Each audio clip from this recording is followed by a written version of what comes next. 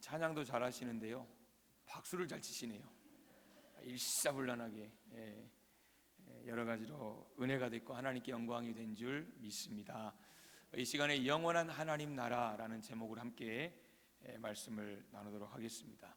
우리가 하나님 나라, 이 통치의 개념을 떠나서 우리가 앞으로 이 땅을 떠나고 첫 번째 죽음을 맞이하고 갈 그 하나님 나라, 이 영원한 하나님 나라를 생각할 때는 항상 우리가 죽음을 생각을 하게 됩니다. 사람은 죽음에 대해 여러 가지 생각을 가지고 있는 것 같습니다. 어떤 분들은 이 죽음 그 이후에 내세에 대해서 부정하는 그런 분들도 있는 것 같습니다. 죽으면 끝이라는 거예요. 죽으면 끝이지 더 뭐가 있나? 이런 생각입니다.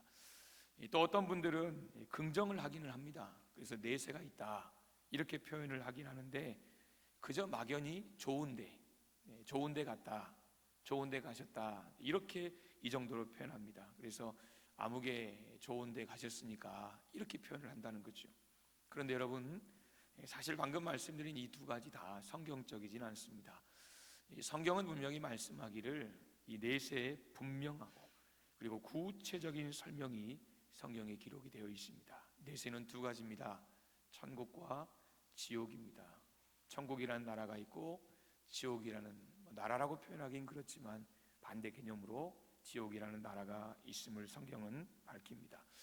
특별히 성경은 천국의 모습을 기록을 해놓습니다. 물론 지옥에 대해서도 간략하지만 언급이 되어 있지만 이 천국, 왜냐하면 우리가 지옥을 사모하는 게 아니잖아요. 지옥 무서워서 천국 가는 거 아니잖아요. 그렇기 때문에 지옥보다는 천국에 대한 묘사가 훨씬 더 많고 좀 더 구체적이지 않나 싶은데요, 그 대표적인 기록이 요한계시록 21장, 22장입니다. 그러니까 성경의 마지막 이 두 장을 말하는 겁니다. 짧지만 여러분, 이 천국이 어떤 곳인지를 잘 가르쳐주는 내용이 바로 오늘 본문과 22장의 내용입니다.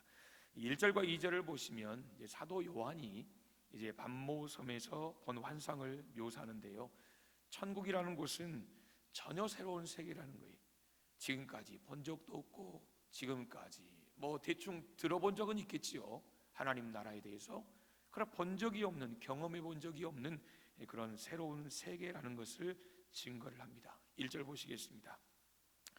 또 내가 새 하늘과 새 땅을 보니 처음 하늘과 처음 땅이 없어졌고 바다도 다시 있지 않더라. 아멘. 여러분, 여기서 새, 다시 말하면 새롭다라는 형용사를 강조합니다. 이게 중요하다는 거예요. 새 하늘과 새 땅입니다. 그러니까 땅과 하늘을 말하는데 이것이 새롭다는 거예요. 근데 이 새롭다는 것은 기존의 것과는 전혀 다른 새로움이에요. 뭔가 조금 더해서 하늘 아래 새 것이 없다 이렇게 표현하잖아요, 우리가. 근데 여러분, 뭔가 조금 더해서 야, 이거 새 거다. 사실 새가 아니잖아요. 거기다가 그냥 이렇게 새로운 모델이 나와도 하나 더 기능 추가하고 조금 디자인 바꿔서 이게 결국은 새 모델이라고, 새 거라고 우리가 이야기하지만 사실 하늘 아래 새 것은 없습니다. 여러분, 오늘 성경의 새라는 것은 기존의 것과는 전혀 다른 새로운 것을 말하는 거예요. 단순히 모양이 바뀐 게 아니에요. 예전에는 울긋불긋하고 막 이렇게 울퉁불퉁하고 막 이랬는데 지금은 그냥 단색에 이렇게 평평하고 이런 형태가 변화된 차원이 아닙니다. 이 세상은 완전히 사라지고 전혀 새로운 나라가 이루어진다라는 것입니다. 여러분, 그래서 처음 것들이 다 사라진다 그랬어요. 우리가 지금 누리는 것들, 우리가 지금 경험하고 있는 것들 다 사라지고 전혀 새로운 하늘과 전혀 새로운 이 새 땅이 새롭게 지금 등장하는 것입니다. 그런데 이렇게 새롭게 지금 이 새로워진 세계가 너무 아름답다는 거예요. 너무 아름다워요. 우리가 자연을 보면서 주님의 높고 위대하심을 찬양하고 아름답다고 표현하지만 지금 우리가 눈으로 보는 그것과는 완전히 차원이 다른 그런 아름다움이 성경에 기록이 됩니다. 2절 보겠습니다. 또 내가 보매 거룩한 성 새 예루살렘이 하나님께로부터 하늘에서 내려오니 그 준비한 것이 신부가 남편을 위하여 단장한 것 같더라. 아멘. 지상에 예루살렘이 이스라엘의 수도인 것처럼, 이스라엘의 수도가 예루살렘인 것처럼 새하늘과 새 땅의 수도는 새 예루살렘입니다. 지금 그것을 이야기하는 거예요. 여러분, 거기는 성도들이 거주할 영원한 집이 있어요. 예수님이 요한복음 14장 보시면 내가 간다, 그러나 가지만 너희가 거처할 그 거처를 내가 예비하고 다시 온다. 여러분, 그런 개념이에요. 그것이 얼마나 좋은지 신부가, 지금 신랑이지요, 이 남편을 위하여 단장한 것 같다라고 이야기합니다. 여러분, 동서고금을 막론하고 정말 인간 세상에서 가장 아름답게 단장한 것은 신부입니다. 그렇죠? 신부예요. 그러니까 우리나라만이 아니라 세계 어느 나라를 봐도 여러분, 신부가 가장 아름답다는 거예요. 그게 신부예요. 그러니까 결혼식 가실 때는 절대 꾸미고 가지 마세요. 막 바르고 막 옷 멋있게 입고 가고 민폐지다면 안 돼요. 그냥 평범하게, 그렇죠, 화장도 조금 덜 하고 이렇게 가야 신부가 돋보이죠. 예쁘게 하고 가서 신부 옆에 딱 쓰는 거, 이거 여러분 관계 깨질 수 있습니다. 뭐 그런 관계라면 가지도 않겠지만, 여러분 어찌됐든 신부라는 것은 가장 아름다운 모습, 이게 신부의 모습입니다. 그러니까 가장 아름답다는 거예요. 그것을 지금 표현하는 거죠. 그리고 여기서 말합니다. 단정한, 완료형입니다. 준비가 끝났다는 거예요. 다 끝났다는 거예요. 말하자면 신랑이신 예수님께서 신부인 성도들을 데리고 들어갈 신방이 다 끝났다는 거예요. 준비가 다 됐다는 거예요. 이제 신랑 신부가 만나기만 하면 된다는 거죠. 여러분, 물론 이렇게 아름다운 새 예루살렘이 구체적으로 어떻게 좋은지 우리는 잘 몰라요. 그러니까 성경이 말씀하시는 것만 가지고는 우리가 온전하게 이해할 수 없어요. 왜냐하면 성경은 우리가 어느 정도 그 맛만 보는, 마치 맛배기의 개념으로 우리에게 보여주는 일부이기 때문입니다. 하지만 그 중에 몇 가지 표현만 봐도 천국이 얼마나 아름다운 곳인가를 우리가 대충 짐작할 수 있어요. 21장 보시면 10절 11절입니다. 성령으로 나를 데리고 크고 높은 산으로 올라가 그랬어요. 지금 요한이 보는 거예요. 하나님께로부터 하늘에서 내려오는 거룩한 성 예루살렘을 봤어요. 하나님의 영광이 있어요. 그 성의 빛이 지극히 귀한 보석 같고 벽옥과 수정같이 막더라 그랬어요. 그 성이 반짝반짝 빛나는데 그 빛남이 어떻습니까? 보석 같다는 거예요. 벽옥, 수정, 뭐 하여튼 여러분, 이런 성경에서 우리가 보석으로 생각할 때 야, 이거 귀하다, 뭐 이렇게 생각되어지는 것들을 갖다 지금 집어넣은 거예요. 새 예루살렘이 보석처럼 맑고 빛나는 모습이라는 거예요.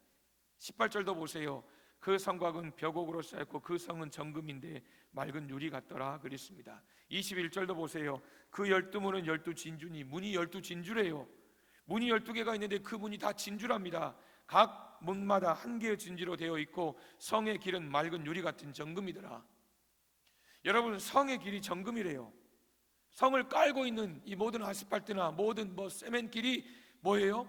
다 정금이라는 것입니다. 길바닥이 정금이니 그 성은 얼마나 으리으리하겠냐, 지금 우리에게 그렇게 표현하는 거예요. 여러분, 금 아시잖아요. 우리가 벽옥, 그게 뭔데? 이렇게 다가오잖아요. 그런데 여러분, 길바닥이 정금이래요. 금, 순금. 지금 금 한 돈 엄청 비싸대요. 엄청 비싸. 50만 원이 넘는 것 같아요. 맞나요? 그런 것 같아요. 오늘 잠깐 보니까 겁나 비싸요. 여러분, 미리 사놓으세요.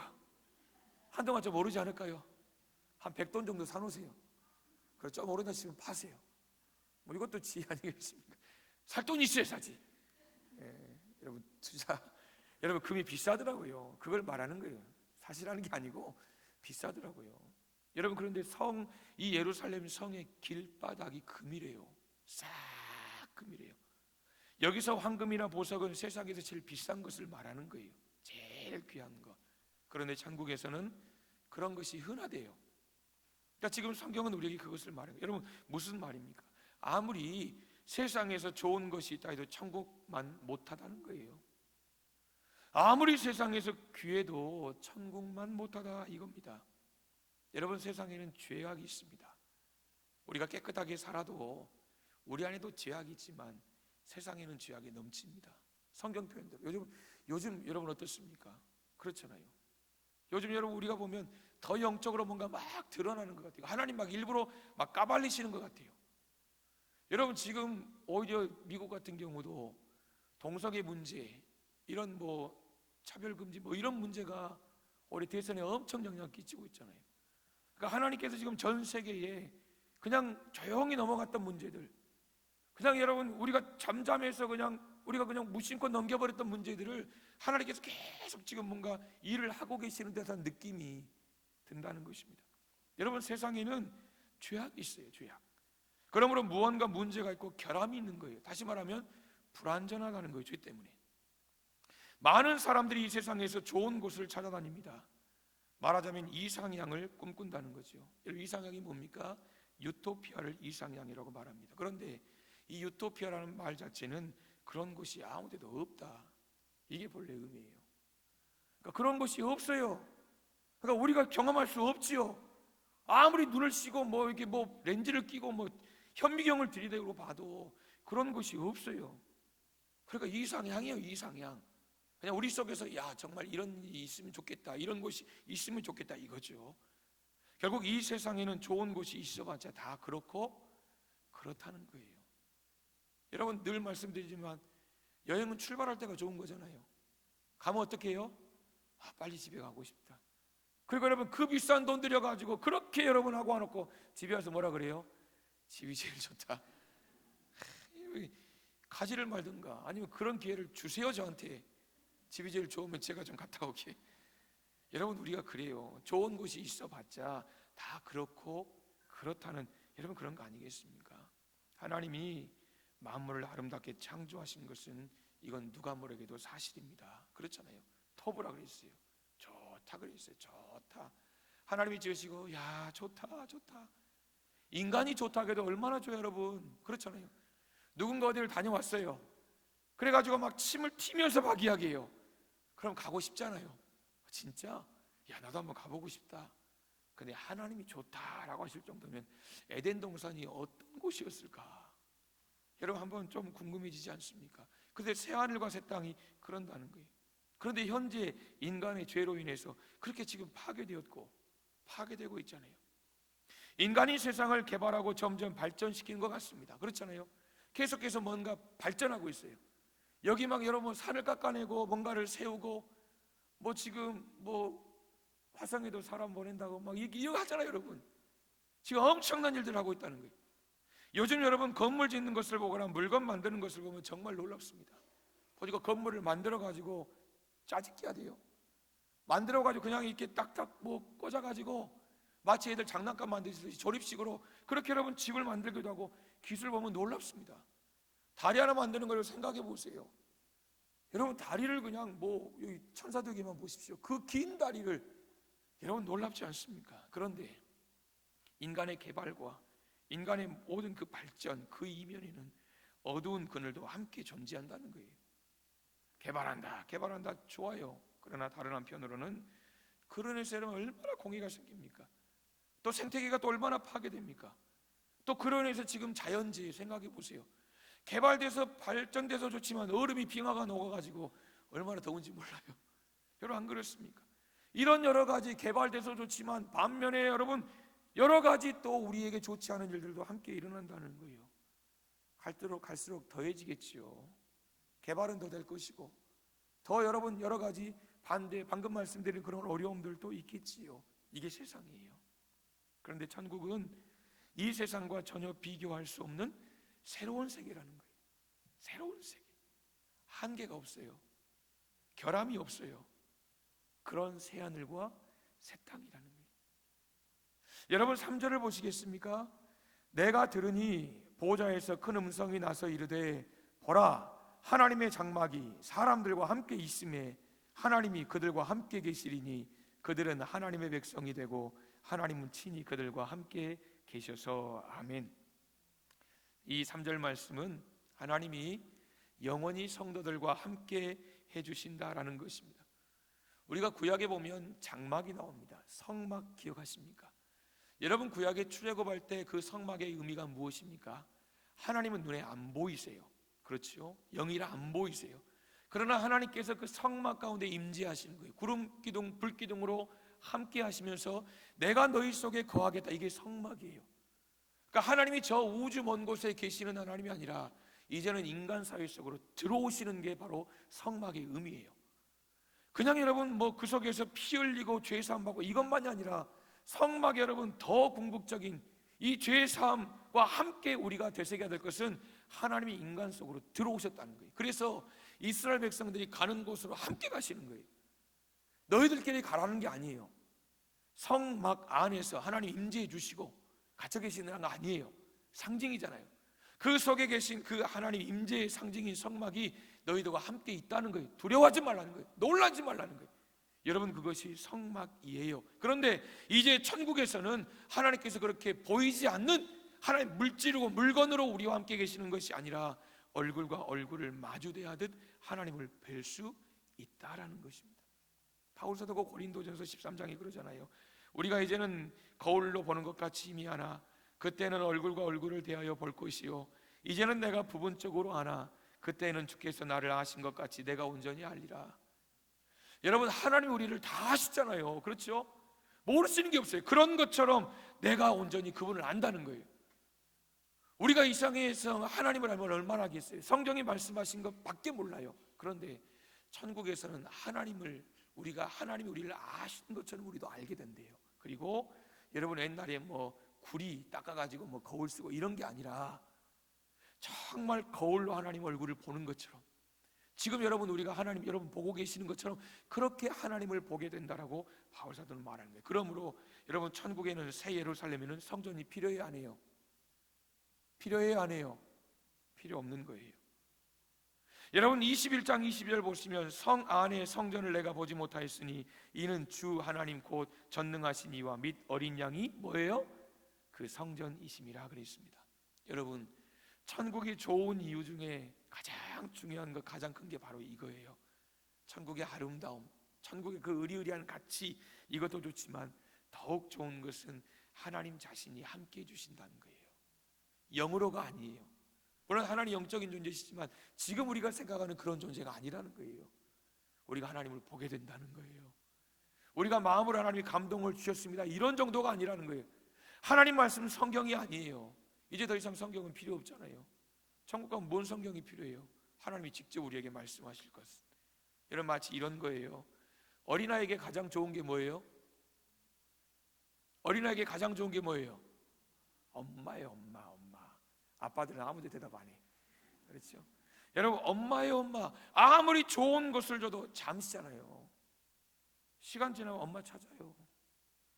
먹을 것 주고 좋은 것 주고 여러분 눈이 뒤집어지는데 데려가도요, 시간이 지나고 밤 되면 엄마. 이게 어린아이예요. 아무리 좋은 것을 줘도 잠시뿐. 마찬가지. 여러분, 인간에게 제일 좋은 것이 누구세요? 하나님 자신이에요. 하나님 자신. 그러므로 이 세상 살 동안 심지어 고난과 궁핍 가운데 처해 있을 때에도 하나님 모시면 그곳이 어디예요? 천국이라는 거예요.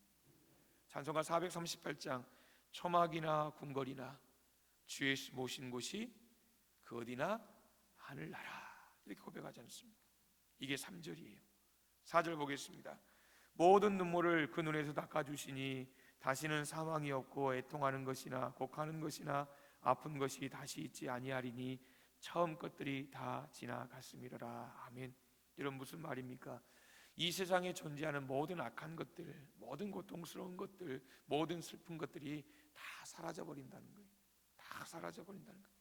지나갔음이로라, 헬라어로 완료형입니다. 지나가 버렸다는 거예요. 다 사라졌다는 거예요. 흔적도 없다는 거예요. 질병도 고통도 슬픔도 다 마찬가지입니다. 그리고 우리의 눈에서 눈물을 씻어주신다. 눈물을 친히 씻어주신다. 이 세상에서 사실은 천국 소망 외에 우리 인간의 슬픔을 위로하고 치유할 수 있는 것은 아무것도 없습니다. 여러분, 찬송가 413장 아시죠? 내 평생에 가는 길, 내 평생에 가는 길 순탄하여 늘 잔잔한 강 같든지, 이게 413장입니다. 여러분, 작사자가 스패포드라는 목사님이세요. 교수님이세요. 여러분, 그런데 이분이 이 찬양을 지을 때 정말 고요한 산속에서 숲속에서 세지적이고 마음이 평안하고 그런 상황 속에서 이 여러분 찬송을 작사한 게 아니에요. 이 찬송의 별명이 있습니다. 찬송가 속의 욥기. 여러분, 찬송가 속의 욥기라면 이해되시죠? 어떤 순간이었을까 아마 아실 거예요. 변호사예요. 대학교 여러분 의과대학 법리학 교수예요. 그리고 신학교 이사예요. 그리고 무디 교회 회계 집사예요. 부동산 사업가예요. 그러니까 하여튼 신앙적으로도 탁월하고 또 시대적으로도 참 명망이 있는 그런 사람입니다. 그런데 1873년 이 평화롭고 행복한 가정에 시련이 닥쳤어요. 시카고 대화재, 전 재산 다 잃었습니다. 부인이 충격을 먹었어요. 그래서 여러분 이 부인이 건강이 악화됐어요. 그 의사가 처방을 내리기를 잠시 이 집을 떠나서 좀 유럽으로 휴양을 갔다 와라. 그래서 좀 잊어버릴 수 있도록 좀 휴가를 다녀 이렇게 이야기를 했어요. 그리고 이제 떠나기로 잠시 떠나기로 작정을 했지요. 근데 이 스패포드 집사님 이분이 모디 교회 재정을 맡고 있었고 교회당 재건 때문에 부인과 자녀들을 먼저 보냈다는 거예요. 뒤따라 가겠다는 거죠. 그런데 여객선이 일주일 동안 대서양을 순항하다가 새벽 2시에 이 영국 선적과 충돌했다는 거예요. 그래서 226명이 이제 타이타닉 기억하시죠? 배가 침몰하기 시작합니다. 이 사고 직후 이 스패포드 부인이 이 네 자녀들을 이끌고 갑판위로 올라갑니다. 얼마나 두려웠겠어요. 여러분 그리고 하나님께 간절히 기도합니다. 그런데 배는 계속 침몰합니다. 30분도 채 되지 않아서 다 빠졌어요. 자녀고 누구 다 빠졌어요. 그리고 이 스패포드 부인은 익사 직전 실신한 채로 구명보트에 구조됐어요. 근데 4명의 자녀들이 그 자리에서 익사했어요. 그리고 남편에게 전보를 친 거예요. 나 혼자 살았다고. 여러분 그때 이 소식을 들은 교인들이 스패포드 이분을 찾아와서 위로합니다. 그러자 그가 그렇게 말했대요. 내게 어려운 고난이 닥쳐왔으나 주님을 의지하게 되니 매우 기쁩니다. 이렇게 고백하고 이제 배를 타고 영국으로 갑니다. 그리고 이제 그 배가 비극의 대서양 사고 지점을 지나면서 여러분 그 이제 장면들이 생각이 나지 않겠습니까? 그 아비규환, 그 고통, 그 절규, 여러분 그 상황이 생각이 나니까 이게 더 이상 자기의 마음을 주체할 수 없는 거예요. 밤이 새도록 하나님 앞에 울부짖었다는 거예요. 순식간에 내 자녀들을 다 잃었다는 거예요. 여러분 자녀를 잃으면 기뻐할 수 있을까? 감사할 수 있을까? 감사할 수 있을까? 사실 모르겠습니다. 정말 고통이겠지요. 여러분 이분이 내 자녀를 그렇게 잃고 하나님 앞에 절규했답니다. 새벽 3시경에 하나님께서 이렇게 자기에게 말씀하셨다는 거예요. 너의 영광스러운 내 자녀들 그 영광스러운 천국으로 하나님께서 인도하셨다는 거예요. 그 확신이 그 안에 강하게 들더라는 거예요. 그러면서 천국 같구나. 내 사랑하는 딸들 천국 같구나. 여러분 그 하나님의 음성, 그 하나님의 만져주심이 있은 이후에 그가 마음에 평안을 찾기 시작했다는 거예요. 여러분 그리고 써내려간 시가 바로 방금 이 413장입니다. 내 평생에 가는 길 순탄하여 늘 잔잔한 강 같든지 큰 풍파로 무섭고 어렵든지 두 가지지요. 잔잔한 강 같든지 아니면 여러분 큰 풍파로 무섭고 어렵든지 내 인생이 어디 있든지 내 영혼은 편안하다. 내 영혼은 편안하다. 내 영혼은 평안해. 여러분 이 고백을 한 거예요. 여러분 우리가 천국에 들어가면 모든 눈물이 씻겨지고 하나님의 놀라운 위로를 받게 될 것입니다. 그게 평안이에요. 그게 평안이에요. 이 세상은 아무리 좋은 것이라도 실증이 납니다. 그렇잖아요. 아무리 좋은 음식도 한두 번이지. 아무리 좋아한다고 여러분 계속 그 음식만 먹는다면 아마 그 음식 다시는 보기 싫을 거예요. 모든 게 마찬가지입니다. 처음에는 좋아서 우리가 난리지만 시간이 지날수록 시들해지는 게 이 세상이에요. 모든 게 그래요. 그러나 천국은 그렇지 않습니다. 계시록 21장 6절 보시겠습니까? 6절 함께 읽겠습니다. 시작. 또 내게 말씀하시되 이루었도다. 나는 알파와 오메가요 처음과 마지막이라. 내가 생명수 샘물을 목마른 자에게 값없이 주리니. 아멘. 읽어보세요. 내가 생명수 샘물로 그랬어요. 생명수 샘물을 하나님께서 목마른 자에게 주시겠다는 거예요. 여러분 샘물의 특징이 뭡니까? 생수가 계속 솟아나는 게 이게 샘물의 특징입니다. 그러니까 갈증이 없다는 거예요. 천국에는 갈증이 없어요. 천국에는 실증도 없어요. 7절 보실까요? 이기는 자는 이것들을 상속으로 받으리라. 나는 그의 하나님이 되고 그는 내 아들이 되리라. 아멘. 여러분, 하늘 위의 새 집, 천국 누가 들어갑니까? 오늘 분명히 말씀합니다. 이기는 자, 이기는 자, 이기는 자, 즉 신앙의 승리자입니다. 다른 말로 하나님의 자녀들입니다. 누가 하나님의 자녀게요? 여러분, 누가 하나님의 자녀죠? 누가 하나님의 자녀죠? 그렇죠, 구원받은 자, 예수 그리스도의 이름을 영접한 자. 이게 요한복음 1장 12절. 예수 그리스도의 이름을 영접한 자가 결국 여러분 이 하나님의 자녀가 되는 거예요. 그렇잖아요. 이름을 믿는다는 것은 그분이 내 모든 죄를 십자가에서 대속해 주셨다는 거예요. 그리고 죽으셨지만 부활하셨다는 거예요. 그걸 믿는다는 거예요. 여러분, 모든 나라는 들어갈 때 비자를 받아야 됩니다. 그렇죠? 뭐 가서 도장을 찍든 미리 받든 다 받아야 돼요. 캄보디아를 갔더니요, 이 나라가 얼마나 가난한가. 이런 여러분 전자 시스템이 없어요. 한번 우리나라에서 다 해주기로 했대요. 한국 대한민국에서 큰 돈 들여가지고 이 열악한 나라에 전자 시스템을 다 갖춰주기로 했는데 나라에서 거부했대요. 왜냐하면 그렇게 하면 빼먹을 게 없으니까. 이런 나라도 있더라고요. 작년에 갔을 때는 여러분 도착하면요, 내리잖아요. 그럼 다 줄을 서요. 그러면 줄을 서면 여권 갖다 내면요, 이 사람들이 재밌는 게 뭐냐, 우리는 보통 찍잖아요. 한국은 전자 시스템으로. 거기는 갖다 내면 이 사람들이 다 살펴보고 도장을 찍어서 일일이 이름 불러요. 정성구 그러면 나가요. 그럼 그때 30불 내고 여권 받아고 이래요.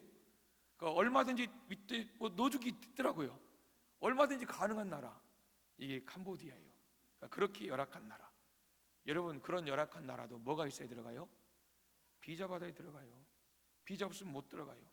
그러니까 여러분, 그런 열악한 나라에 가서도 얼마나 숨죽이는지, 혹시 괜히 나한테 이렇게 뭐라고 홈잡는 거 아니야? 이런 생각이 들어요. 천국도 마찬가지예요. 천국도 그냥 가는 거 아니에요. 천국도 비자가 필요해요. 뭐예요? 예수님 믿는 믿음이에요. 그렇잖아요. 예수 믿는 믿음, 다른 방법 필요 없어요. 요한복음 14장 6절 보시면 주님은 오직 예수님 당신만이 하나님 아버지께로 나아가는 유일한 길이라고 했어요. 여러분, 유일한 길이라는 건 길이 하나예요. 많은 사람들은 산 봐라, 이리도 가고 이런 이야기 하잖아요. 위에서 떨어져도 가지 않냐, 아래서 이 길 저 길 막 가지 않냐, 이렇게 말하지만 성경은 절대 말이 안 된다는 소리예요. 구원받는 것을 단지 산 정상 올라가는 것처럼 이렇게 생각하는 것, 여러분, 성경은 어리석은 자라고 말하는 거예요. 세상 사람들이 막연하게 아무개는 좋은 데 갔을 거야, 아니에요. 오직 예수 믿는 자만이 천국에 입구갈 수 있는 거예요. 아무개는 착하게 살았으니까 좋은 데 갔을 거야, 아니라는 거예요. 그렇지 않으면 입국이 거절되는 거죠. 8절 보세요. 그러나 두려워하는 자들과 믿지 아니하는 자들과 흉악한 자들과 살인자들과 음행하는 자들과 점술가들과 우상 숭배자들과 거짓말하는 모든 자들은 불과 유황으로 타는 못에 던져지리니 이것이 둘째 사망이라. 첫째 사망은 우리가 이 땅에서 영원히 분리되는 거예요. 그러니까 사랑하는 가족들이 떠나는 거, 이게 첫째 죽음이에요. 두 번째 죽음은 방금 이거예요. 하나님 앞에 심판받는 거예요. 심판받고 영원한 죽음, 죽음이라는 표현이 좀 그래요. 왜냐하면 안 죽거든요. 차라리 심판받고 죽어버리면 고통을 당할 게 없지요. 그러나 그렇지 않다는 거예요. 그러나 성경은 이것을 둘째 죽음이라고 이야기합니다. 여러분 보세요. 지금 8절에 여러 가지 범죄 이야기를 해놔요. 그런데 그 내용이 뭐냐, 한마디로 말하면 불신자예요. 불신자. 예수님을 믿지 않는 그 불신자에 대해서 이야기해요. 그 사람들 못 간다는 거예요. 여러분, 못 들어가는 것도 불행한데 영원한 불못에 던져진다는 거예요. 그러니까 갈 길이 확 달라진다는 거예요. 보세요 여러분, 예수님 이 좌우에 못 박혔던 두 강도 보세요. 그 마지막 순간에 주여, 내가 보니까 주님 같아요. 내가 보니까 메시아 같아요. 그러니까 내가 죄 지은 대로 살았고 내 죄값으로 십자가에 못 박혀 죽으면서 그 마지막 순간에 당신이 낙원에 이를 때 나도 꼭 기억해 주세요. 예수님 뭐라 하셨어요? 네가 나와 함께 오늘 낙원에 이르리라 그랬어요. 오늘 낙원에 있는 그 사람 죽고 천국 갔다는 거예요. 근데 반대편에 있는 사람은 어떻게 됐다는 거예요? 오늘 지금 이거예요. 두 번째 죽음에서 여러분 불못에 갔다는 거예요. 여러분, 사랑하는 여러분, 살아만 있으면 누구나 기회가 있는 거예요. 안 그렇습니까? 그 마지막 순간에 믿습니다. 처음 갔다는 거예요. 가서 어떻게 사는지 우리는 몰라요. 어디 위치가 어느 정도 되는지도 몰라요. 그러나 성경은 그렇게 우리에게 말씀하고 있다는 거예요. 여러분, 첫째 사망은 별거 아니에요. 왜요? 다 죽거든요. 예수 믿어도 죽고 안 믿어도 죽고. 성경에 뭐 에녹이나 엘리야 같이 그런 놀라운 은혜를 체험한 분도 있지만 여러분, 그건 특별한 경우예요. 여러분이 아무리 우리가 오래 살고 싶어 해도 언젠간 다 하나님 앞에 갑니다. 육체에서 영혼이 빠져나가는 거죠. 중요한 것은 그 영혼이 어디로 가냐는 거예요. 어디로 가냐는 거예요. 영원한 지옥에 들어가는 게 이게 둘째 사망이에요. 둘째 사망. 그런 말씀을 맺겠습니다. 여러분, 오늘 이 말씀을 우리가 함께 나누면서 우리가 영원한 하나님 나라 다시 한번 생각했으면 좋겠습니다. 영원한 하나님의 나라에 대해 생각할 때 우리는 먼저 죽음에 대해 생각해야 한다는 거예요. 과연 나는 어떤 삶을 살고 있는가? 내 인생의 미래가 될 죽음에 대해서 우리는 생각하고 우리는 준비하며 살아야 합니다. 여러분, 장례식장에 이런 카피 있잖아요. 예정 없는 장례 평소에 준비합시다. 미리 여러분 뭐 상조 드라 그런 이야기겠지만, 미리 뭐 그렇게 준비하라 그 말이겠지만, 여러분, 그러나 우리에게 시사하는 바가 있잖아요. 신앙의 준비. 하나님 날 부르시면 언제든지 저 영원한 나라에 하나님 내가 갑니다. 날 받아주소서. 여러분, 그렇게 하나님 앞에 고백할 수 있는 그런 준비. 그리고 주님이 다시 이 땅에 오실 그날, 혹시 알아요? 우리가 살아있는 동안에 주님 오실지. 그러면 주 예수여 어서 오시옵소서. 주님 나라가 우리 가운데 임재하여 주옵소서. 여러분, 그런 신앙의 준비를 우리가 해야 된다 이 말입니다. 여러분, 그래서 우리의 인생을 마치고 우리가 저 하나님 나라, 저 영원한 하나님 나라, 그 하나님 나라에서, 그리고 그 하나님 나라의 기쁨으로 들어가는 그런 저와 여러분의 삶이 될 수 있기를 주님의 이름으로 축복합니다. 이 시간 우리 함께 찬양하기를 원합니다. 주의 나라가 임할 때, 하나님 임재하실 때 예배가 회복되며 기적은 일어나네. 우리 함께 이 찬양